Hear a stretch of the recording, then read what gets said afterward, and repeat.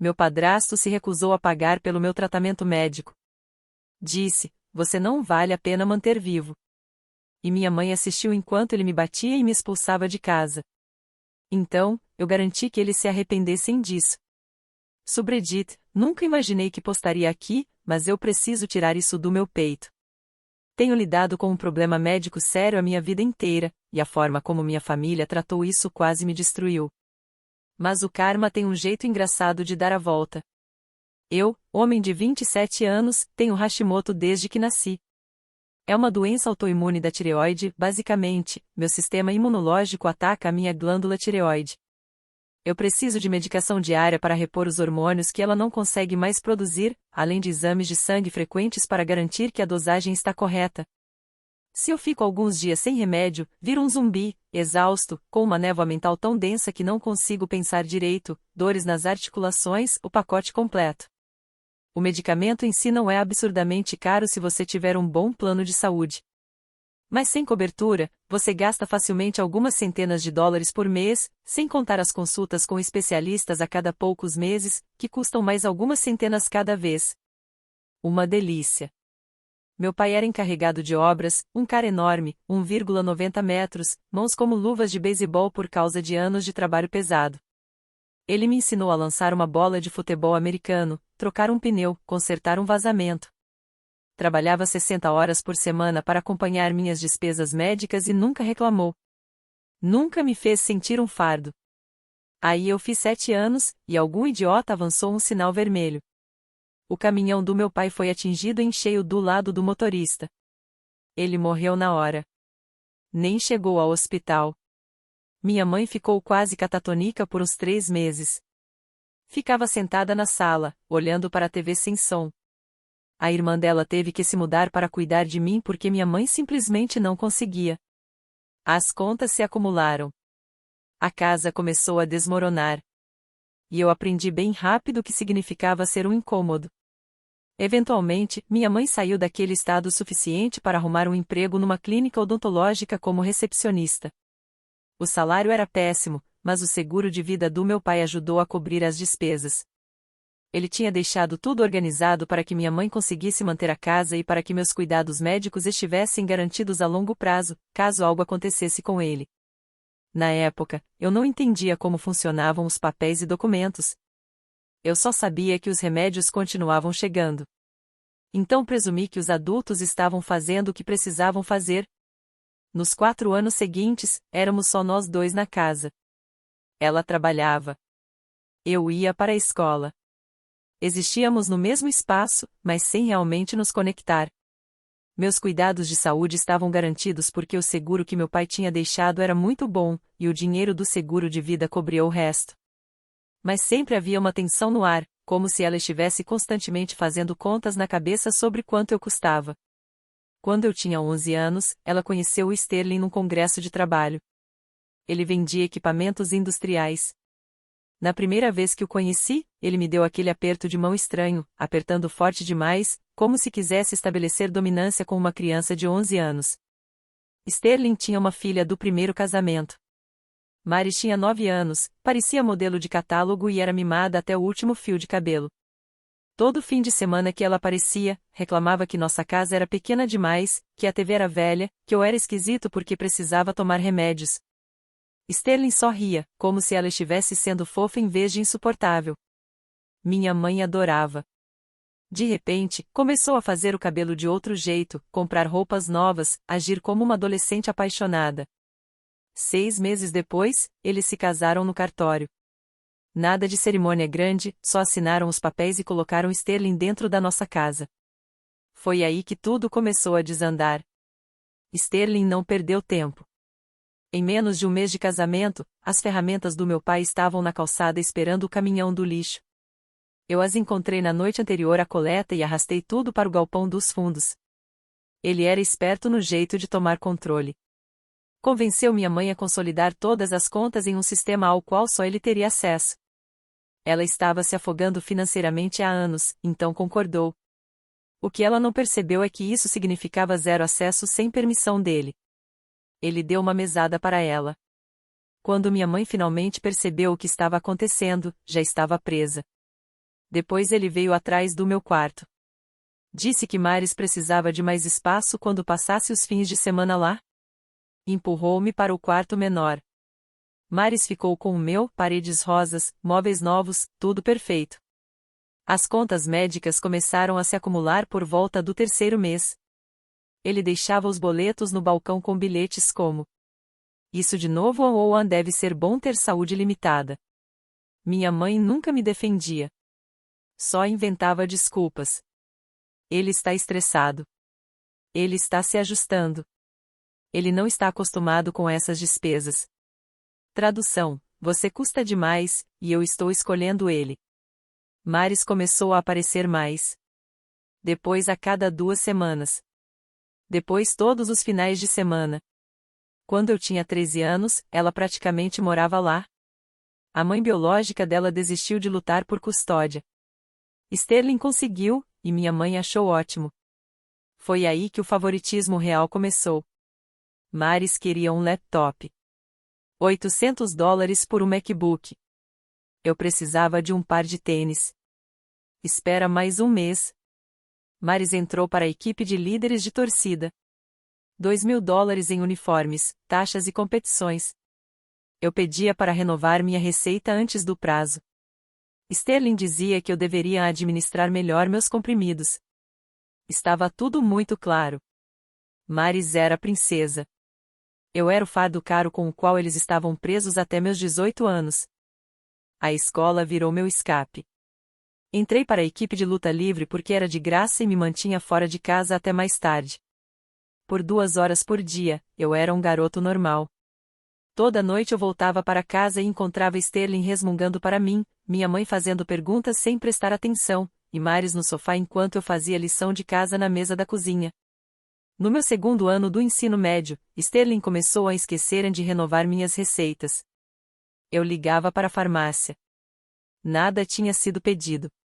Ficar alguns dias sem remédio e tudo voltava, a fadiga, a névoa mental, as dores nas articulações.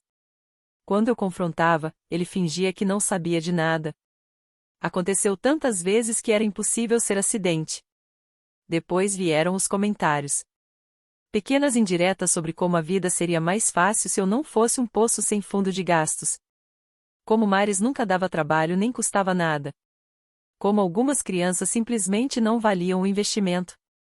Ele dizia isso na mesa de jantar enquanto minha mãe encarava o prato. Comecei a trabalhar aos 16 anos. 20 horas por semana numa loja de ferragens. Cada centavo ia para uma poupança. Eles não sabiam porque eu usava o endereço da escola para receber os extratos. Eu sabia o que estava por vir. No último ano do ensino médio, eu contava os dias. Notas boas, SATs decentes, enviando candidaturas para faculdades que ofereciam bastante auxílio financeiro. O plano era simples: sair, ficar longe, nunca olhar para trás. Então, 3 semanas antes do meu aniversário de 18 anos, tudo explodiu. Era uma noite de terça-feira. Eu lembro porque terças eram noites em que minha mãe trabalhava até tarde com o faturamento de seguros do consultório odontológico, e só ficávamos eu, Sterling e Maris em casa. Eu estava me sentindo horrível havia 3 dias porque Sterling tinha esquecido de renovar minha receita de novo. A fadiga estava brutal. Mal conseguia manter os olhos abertos na aula. A névoa mental era tão forte que eu lia o mesmo parágrafo 5 vezes e não absorvia nada. Minhas articulações doíam. Liguei para a farmácia naquela tarde, e eles disseram que a receita estava pronta, só precisava alguém ir buscar e pagar. Perguntei ao Sterling quando ele chegou do trabalho. Ele estava na cozinha fazendo um sanduíche, ainda de roupa social, fingindo que eu nem existia. Você pode pegar minha medicação? Eu realmente preciso dela. Hoje, não. Tô cansado. Vai levar 10 minutos. Eles ficam abertos até às 9. Ele respondeu. Hoje não, Dawson. Se vira. Eu nem podia dirigir ainda, e minha mãe só chegaria às 8. Já fazia 3 dias que eu estava sem medicação. Ele virou para mim, e eu vi aquele olhar, aquele tipo específico de expressão que significava que ele tinha parado de fingir que se importava. Quer saber qual é o seu problema? Você é mimado. Acha que o mundo te deve alguma coisa porque você teve azar na vida. Pois novidade, ninguém te deve nada. Seu pai deve ter te tratado como bebê, mas eu não vou fazer isso. Algo em mim simplesmente quebrou. Talvez fossem os 3 dias sem remédio. Talvez fossem 4 anos de ressentimento acumulado. Talvez eu só estivesse cansado de engolir tudo calado. Meu pai não me mimava. Ele cuidava de mim porque é isso que pais de verdade fazem. Ele realmente se importava em me manter vivo, o que é mais do que posso dizer de você. O rosto de Sterling ficou vermelho. Cuidado com o que você diz. Ou o quê? Você vai esquecer de pegar minha medicação de novo? Vai fazer outro comentário sobre eu não valer o dinheiro? Você deixou bem claro que queria que eu não existisse. Estou certo. Eu queria mesmo que você não existisse. Você sabe como a vida seria mais fácil sem o seu drama médico constante? Sem ver o dinheiro desaparecer todo mês nesse poço sem fundo que são as suas necessidades? A Maris vai precisar de dinheiro para a faculdade. Dinheiro de verdade, para um futuro de verdade, não só para manter você funcionando no mínimo possível. Então por que diabos você se casou com alguém que tinha um filho doente? Você sabia exatamente no que estava se metendo. Eu me casei com a sua mãe, não com o filho defeituoso dela. E aquele dinheiro do seguro de vida do seu pai deveria ter sido guardado para a educação da Maris, não desperdiçado mantendo você medicado. O dinheiro do seguro de vida. O seguro de vida do meu pai. O dinheiro que era para me ajudar e que minha mãe disse que estava praticamente acabado há anos. O que você acabou de dizer? Sterling percebeu o erro, mas preferiu dobrar a aposta em vez de recuar. Sua mãe me deu controle desses fundos. Usamos para as despesas da família. Da família de verdade, não só. Eu nem lembro de decidir dizer aquilo. As palavras simplesmente saíram. Família de verdade? Sua filha é uma mimada que nunca trabalhou um único dia na vida. Pelo menos eu tenho um emprego. Pelo menos eu não espero que todo mundo me idolatre só por existir. Meu pai valia por 10 de você. E você não é digno de morar na casa dele. Vi a mão de Sterling vindo, mas não fui rápido o suficiente. Ele me deu um tapa tão forte que me jogou contra a bancada da cozinha. Minha visão ficou branca por um segundo. Nunca mais fale da Maris desse jeito. Toquei a boca e minha mão saiu ensanguentada. Vai se ferrar. Ele me acertou de novo. Dessa vez, um soco fechado no estômago que tirou meu ar. Dobrei-me, ofegante, e ele me agarrou pela camisa. Quer bancar o machão? Beleza. Vamos ver quão durão você é. O que aconteceu depois foi um borrão. Ele me jogou contra a geladeira, me socou nas costelas. Tentei revidar, mas eu estava doente, fraco, e ele tinha pelo menos 30 quilos a mais. Consegui acertar um golpe no queixo dele antes que ele me derrubasse no chão e me chutasse 2 vezes na lateral. Ouvi a voz de Maris na porta da sala. Ela não estava gritando para ele parar. Não estava chamando ajuda. Só estava parada ali, congelada, com uma expressão estranha. Não exatamente sorrindo, mas também não horrorizada, como se estivesse assistindo a algo na TV, e não na vida real. Quando nossos olhos se encontraram por um segundo, ela não desviou o olhar. Não saiu. Só ficou olhando. É isso que eu mais lembro. Ela parada ali, sem ajudar, sem sequer fingir que se importava. A voz da minha mãe cortou o caos. Chega! Sterling parou. Eu estava encolhido no chão da cozinha, sentindo o gosto de sangue. Tinha certeza de que pelo menos uma costela tinha rachado. Minha mãe estava na porta, segurando sacolas de compras, o rosto pálido. Mas ela não estava olhando para mim. Ela estava olhando para Sterling. O que diabos você está fazendo? Seu filho desrespeitou a Maris. Desrespeitou esta família. Finalmente minha mãe olhou para mim.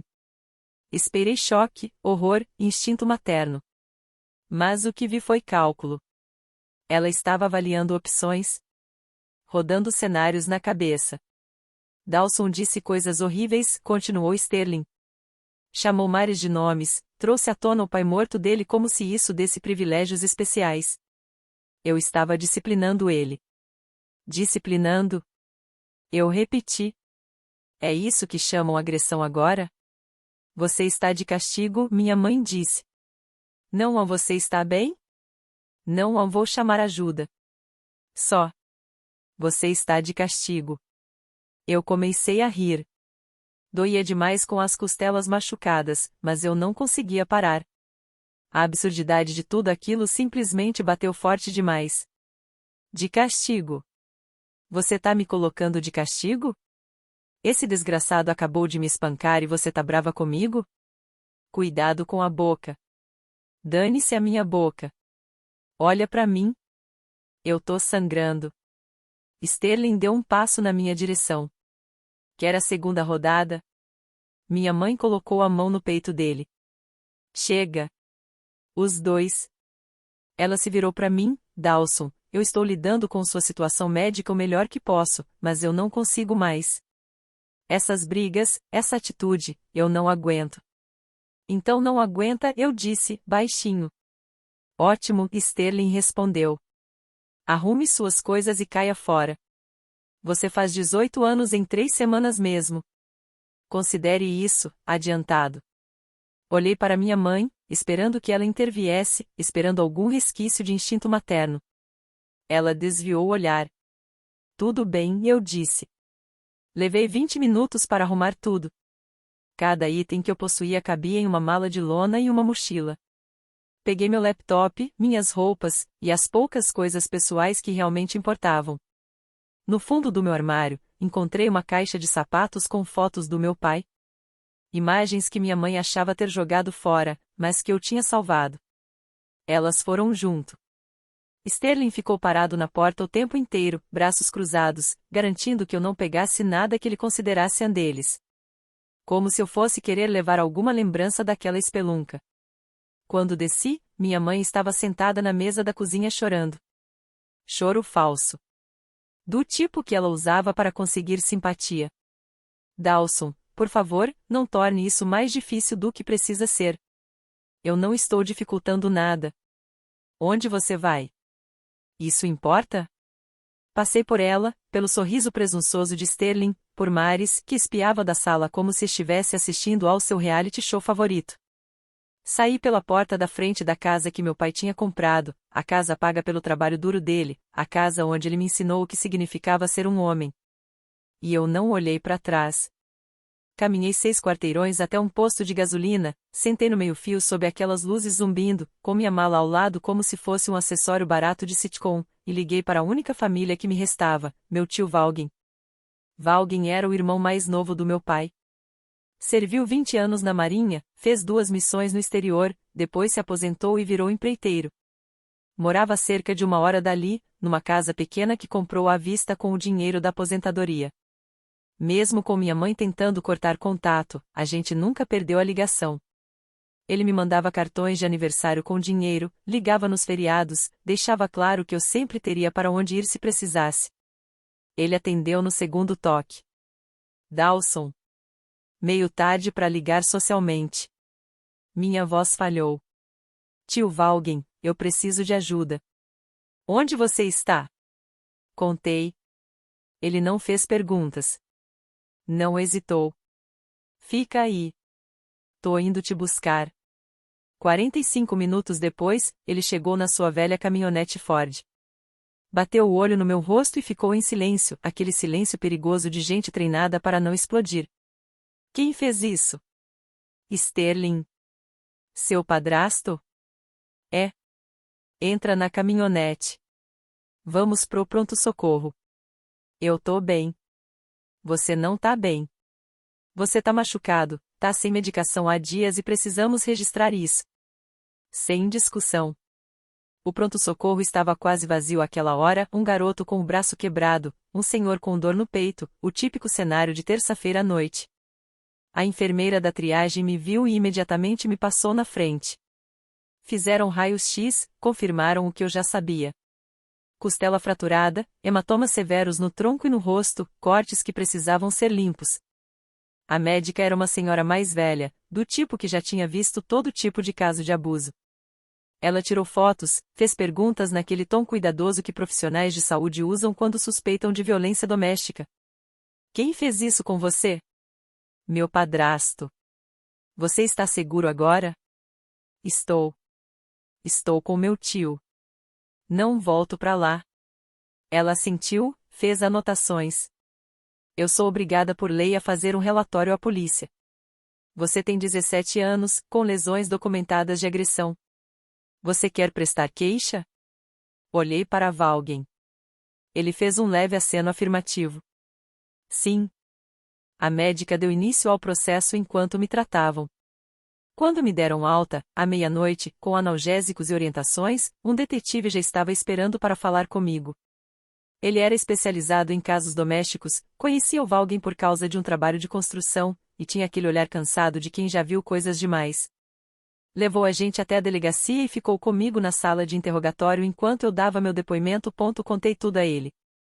Os anos de escalada do comportamento do Sterling, o favoritismo descarado pela Maris, a medicação negada.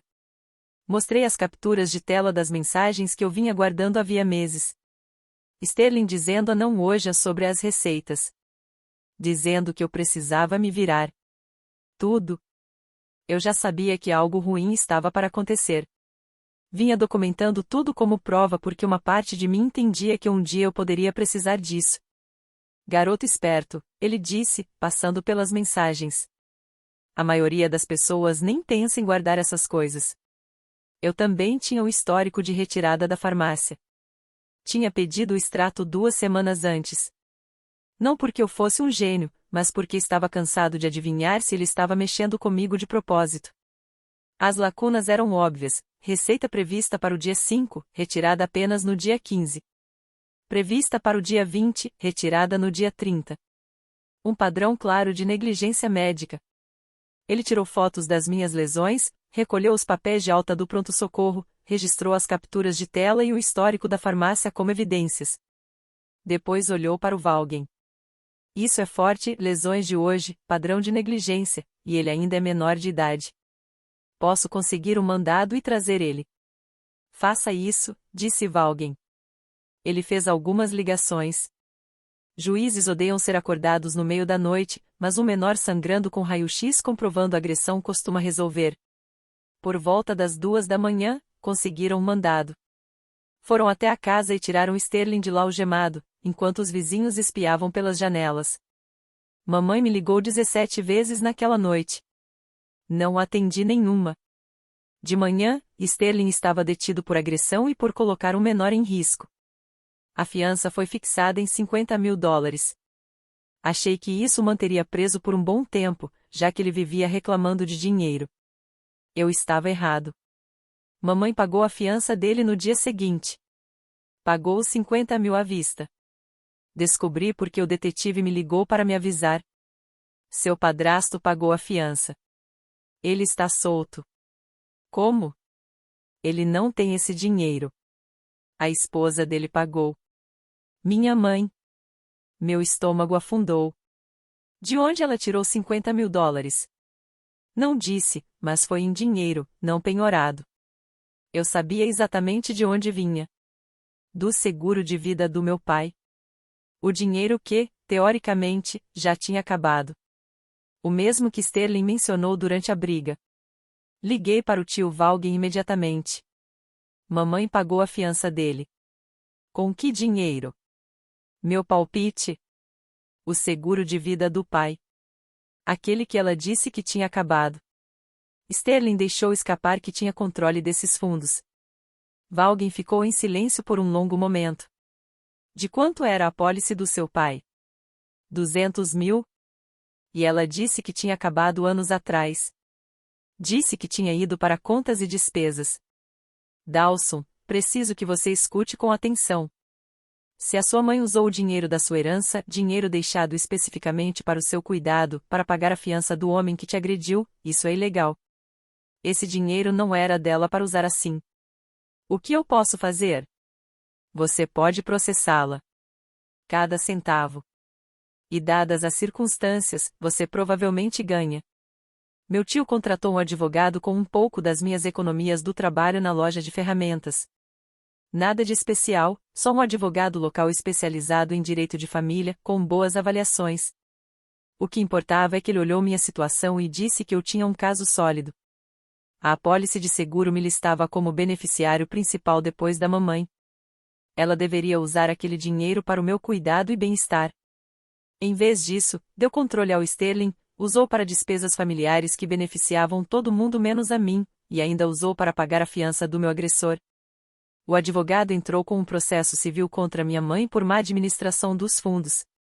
Pediu o valor total da apólice mais indenização. Era uma aposta alta, mas tínhamos provas, registros bancários mostrando transferências para Sterling, o momento exato do pagamento da fiança, meus registros médicos mostrando lacunas no tratamento apesar da existência do dinheiro do seguro. O processo foi protocolado numa sexta-feira. Na manhã de sábado, mamãe apareceu na casa do tio Valgen. Eu estava na cozinha preparando café quando ouvi o carro. Valgen olhou pela janela e sua expressão escureceu. Fique dentro. Eu cuido disso. Não, eu disse. Eu preciso enfrentar ela. Ela subiu pela garagem gritando antes mesmo de chegar à porta. Como você ousa? Como você ousa processar a sua própria mãe? Valgen saiu primeiro, colocando-se entre ela e a porta. Grace, você precisa ir embora. Eu preciso ver o Dawson. Preciso fazer ele voltar ao juízo. Ele não quer te ver. Ele é meu filho. Eu dei um passo para fora, ficando no alpendre. Eu tô bem aqui. Ela me olhou e o rosto dela se contorceu de pura raiva. Seu ingrato. Depois de tudo que eu fiz por você, depois de todos esses anos cuidando de você, garantindo que tivesse o que precisava, você quer dizer os anos em que você usou o dinheiro do meu pai? O dinheiro que ele deixou para mim? Aquele dinheiro manteve um teto sobre a sua cabeça, colocou comida na mesa. Você acha que suas contas médicas eram a única despesa? Eu acho que você deu $50.000 pro Sterling e usou o resto com a Maris. Acho que você mentiu para mim por anos dizendo que o dinheiro tinha acabado. Eu fiz decisões por esta família. A Maris não é minha família. O Sterling, muito menos. E você deixou de ser minha família no segundo em que deixou ele me bater e me expulsou de casa. Ela apontou para mim com a mão trêmula. Você é igual ao seu pai. Teimoso, egoísta, nunca pensa nos outros. Ótimo. Prefiro ser como ele do que qualquer coisa parecida com você. Seu pai era fraco. Trabalhou até morrer por você. E olha onde isso levou. Morto aos 39. Algo em mim ficou frio e calmo. Saia desta propriedade. Você vai se arrepender disso. Aquele dinheiro era meu. A seguradora pagou para mim, era meu. Era para mim, e você roubou. Eu sou sua mãe. Eu fiz sacrifícios. Você fez escolhas. Escolheu o Sterling ao invés de mim. Escolheu a filha dele ao invés do seu próprio filho. Escolheu deixar ele me agredir e me expulsar. E agora escolhe bancar a vítima quando foi você quem usou o meu dinheiro para tirar meu agressor da cadeia. Então aqui vai a minha escolha, saia da minha vida. Dawson. Eu disse, saia. Ela ficou ali parada por um momento, lágrimas escorrendo pelo rosto. Mas eu não senti nada. Nenhuma pena, nenhuma culpa, nenhum arrependimento. Apenas alívio por finalmente dizer o que precisava ser dito. Você vai perder, ela disse baixo. Aquele dinheiro acabou, foi gasto. Você nunca vai ver um centavo. E então vai pra cadeia. Sua escolha. Ela foi embora, provavelmente voltando para chorar pro Sterling sobre o filho terrível que finalmente se defendeu. Valgen colocou a mão no meu ombro. Você tá bem? Na verdade, tô. O processo se arrastou por meses. Depoimentos, datas no tribunal, pilhas de documentos. Mas meu advogado era bom. Ele rastreou cada transferência, cada gasto, montou uma linha do tempo mostrando como minha mãe tinha usado o dinheiro do seguro de forma sistemática. Me mostrou uma planilha que parecia cena de crime, taxas da equipe de líderes de torcida da Maris marcadas em amarelo, dívidas do Sterling em vermelho. Descobrimos que ela deu controle do dinheiro ao Sterling dentro de 6 meses após se casar com ele, e os dois queimaram quase tudo com gastos da Maris e dívidas dele. Os 50 mil para a fiança foram tirados do que restava numa conta poupança que ela mantinha escondida. Ela disse ao tribunal que era de poupança pessoal, mas os extratos bancários mostraram que era da mesma conta onde o seguro de vida havia sido depositado anos antes. O juiz não ficou nada feliz ao ver que alguém usou dinheiro de herança destinado a um menor doente para tirar seu agressor da cadeia. Ele decidiu a meu favor, ordenou que minha mãe pagasse o valor integral da apólice, mais juros e honorários. Mamãe não tinha como pagar. A conta estava zerada. O advogado dela tentou ganhar tempo, mas os registros bancários desmontaram todas as desculpas em 5 minutos. O juiz estabeleceu um plano de pagamento que descontaria diretamente do salário dela e colocou um penhor na casa, a casa do meu pai, onde o Sterling vivia sem pagar nada. O penhor doía, mas o que a destruiu de verdade foi a fofoca. O trabalho dela era um aquário, e quando a prisão do Sterling entrou no registro público, o resto da história veio junto. Mamãe tentou me chamar de instável para quem quisesse ouvir. Ninguém quis ouvir. As conversas na sala de descanso morriam quando ela entrava. Pacientes começaram a evitar a mesa dela. As horas dela foram cortadas. Ela passou anos escolhendo aparências em vez de mim. E agora foram exatamente as aparências que enterraram ela. Eles tiveram que vender a casa. Se mudaram para um apartamento apertado perto da Route 9, ao lado de um mercado de desconto. E eu não senti pena. Nem por um segundo. Cerca de 3 meses depois da decisão do juiz, o tio Valgem perguntou se eu queria passar de carro pela casa antiga, ver a placa de a vendida, encerrar aquele capítulo de vez. Uma parte de mim não queria. Por que revisitar aquele lugar? Mas outra parte, precisava. Precisava ver as consequências com os próprios olhos. Fomos até lá numa manhã de sábado. A placa estava lá, um grande vendido, com adesivos vermelhos colados em cima. Um caminhão de mudança da UOL estava parado na garagem, e minha mãe e Sterling carregavam caixas para fora. Eles pareciam menores de alguma forma. Derrotados. A BMW do Sterling tinha sumido, substituída por um sedã caindo aos pedaços. O cabelo da minha mãe estava quase todo grisalho. Sterling nos viu primeiro. Parou no meio do movimento, segurando uma caixa, encarando a caminhonete do Valgem. Depois, os olhos dele encontraram os meus através do vidro. Por um segundo, achei que ele fosse vir até nós, começar alguma discussão, tentar recuperar algum resquício de dignidade. Mas não. Ele desviou o olhar, largou a caixa no chão e voltou para dentro da casa. Minha mãe também nos viu. Começou a caminhar na nossa direção, mas o tio Valgem apenas balançou a cabeça para ela por trás do volante. Ela parou. Ficou ali, em pé, no gramado da casa que meu pai tinha comprado, a casa que ela entregou ao Sterling, a casa que agora pertencia a outra família por causa das escolhas dela. Eu olhei para ela. Ela olhou para mim. E eu não senti nada. Nem raiva, nem tristeza, nem vingança. Só um vazio frio. Terminou? Valgem perguntou. Terminei. A gente foi embora. Valgem me contou depois que Sterling perdeu o emprego algumas semanas após o registro da prisão se tornar público.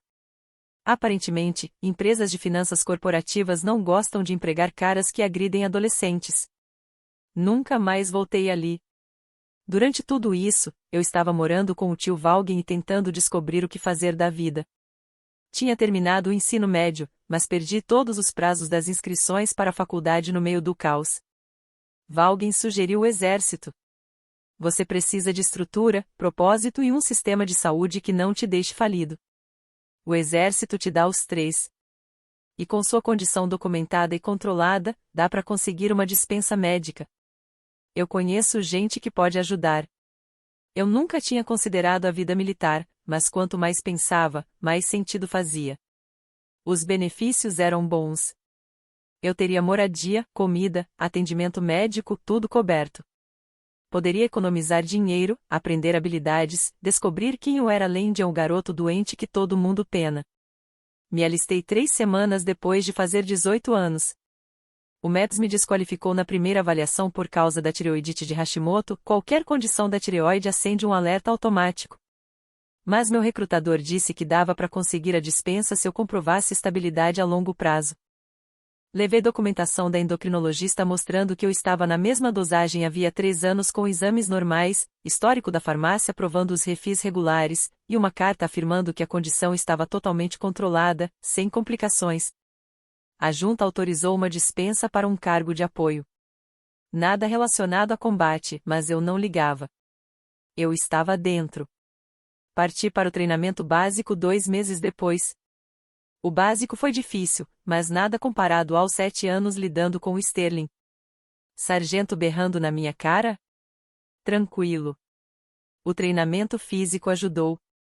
Fiquei mais forte, mais saudável do que tinha sido em muito tempo. O ritmo, a rotina, as regras claras, tudo aquilo funcionava para mim. Depois do básico e da AIT, fui designado para uma base na Carolina do Norte. Ganhava bem, considerando que não tinha despesas. Morava na base, comia no refeitório, e passava o tempo livre entre a academia e cursos online para um diploma em gestão de negócios. A medicação era coberta pelo plano militar. Minha vida ficou simples. Focada. Exatamente o que eu precisava. Aos 22, virei especialista. Aos 25, fui enviado para uma região relativamente calma. Aos 27, estava de volta ao país treinando novos recrutas. Tinha dinheiro guardado, carreira estável, saúde sob controle. Pela primeira vez desde que meu pai morreu, eu sentia que tinha o comando da minha própria vida. Eu estava bem. Construí uma vida que não envolvia minha mãe, nem Sterling, nem nada daquela bagunça. Foi então que minha mãe voltou a ligar. Eu tinha 27 anos quando recebi o primeiro correio de voz. Faziam 9 anos desde que eu tinha saído daquela casa. 9 anos desde que eu tinha falado com a minha mãe ou com Sterling, ou pensado um único segundo em Maris. Dawson, é a mamãe. Eu sei que faz muito tempo. Eu sei que você provavelmente não quer ouvir minha voz, mas eu realmente preciso falar com você. É importante. Por favor, me liga. Apaguei sem pensar 2 vezes. Ela tentou de novo uma semana depois. Depois outra.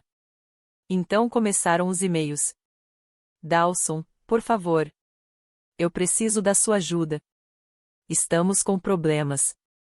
Delete. Delete. Delete. Então o tio Valgem me ligou. Sua mãe entrou em contato comigo. Pediu seu número. Disse a ela que eu passaria o recado, e só. Qual recado? Ela quer ver você. Disse que é urgente. Não quis me contar os detalhes. Você disse a ela onde eu estou lotado? Claro que não. Só falei que passaria o recado. O resto é com você. Pensei em ignorar tudo completamente, mas a curiosidade acabou vencendo. Depois de 9 anos de silêncio, o que poderia ser tão urgente a ponto de fazer minha mãe rastrear o tio Valgem? Ela ligou de novo num sábado à tarde. Atendeu na hora, como se estivesse sentada ao lado do telefone esperando. Dawson. Meu Deus. Obrigada por ligar. Eu achei que você não ia. O que você quer? Eu preciso ver você. Podemos nos encontrar em algum lugar? Eu dirijo até você, onde quer que esteja. Sem chance. Diga o que precisa dizer ou eu desligo. Ela ficou em silêncio por um momento. Nós precisamos de dinheiro. Precisamos de ajuda. As coisas estão ruins, Dawson. Muito ruins. Isso não é problema meu. Por favor, só me escuta. Aparentemente, a vida não tinha sido generosa com a família que me expulsou. Sterling perdeu o emprego depois da condenação por agressão, alguma violação ética que o deixou proibido de atuar na área. Desde então, pulava de emprego de salário mínimo em salário mínimo. Minha mãe ainda trabalhava no consultório odontológico, mas mal dava para pagar o aluguel do apartamento apertado. E Maris? Maris realmente tinha se superado. 3 filhos em 5 anos, 3 pais diferentes, 0 pensão entrando. Voltou para casa esperando que minha mãe e Sterling juntassem os cacos enquanto ela trabalhava meio período no varejo e torrava o salário todo com ela mesma. Ela está lutando, disse minha mãe. Está tentando o melhor que pode, mas ser mãe solteira é difícil. Ela fez essas escolhas repetidas vezes. As crianças precisam de ajuda. Elas são família. Não, mãe. Elas não são minha família. Eu não vejo essas pessoas há 9 anos. Mas você está bem. Valgin disse que você foi bem no exército. Só precisamos de um pouco de ajuda para nos reerguer. Não. Dawson, por favor. Você me expulsou quando eu precisava de ajuda. Você escolheu o Sterling, escolheu a Maris, escolheu todo mundo menos eu. E agora quer o meu dinheiro. Que coragem a sua! Isso foi diferente. Como? Eu estava doente, precisava de medicação para sobreviver, e você deixou seu marido me espancar e me jogar na rua. Agora sua enteada fez escolhas péssimas e você quer que eu pague a conta? Passei. Aquelas crianças são inocentes. Eu também era. Você não entende, eu cometi erros. Os mesmos erros de sempre. E ainda quer que eu pague por eles. Ela começou a chorar. As mesmas lágrimas falsas de anos atrás. Aquelas feitas para manipular. Eu fiz escolhas erradas, eu sei que fiz, mas ainda sou sua mãe. Biologicamente, claro. Mas isso parou de significar qualquer coisa no dia em que você escolheu os punhos do Sterling em vez da minha segurança. Ela tentou outro ângulo. Seu pai teria vergonha de você. Eu realmente ri dessa. Meu pai trabalhou até morrer para cuidar de mim. Nunca me fez sentir um peso. Ele teria vergonha de você pelo que fez com o dinheiro do seguro dele, por ter escolhido o Sterling em vez do próprio filho. Não ouse usar o nome dele para tentar me manipular. Nós precisamos de $20.000 ou vamos parar na rua. Eu tenho 20.000. Sabe como consegui? Por nunca ter que sustentar 3 filhos que eu não podia bancar. Por fazer escolhas inteligentes. Por trabalhar duro em vez de esperar esmola. Então você vai deixar a gente ficar sem casa? Vai deixar sua mãe sem casa?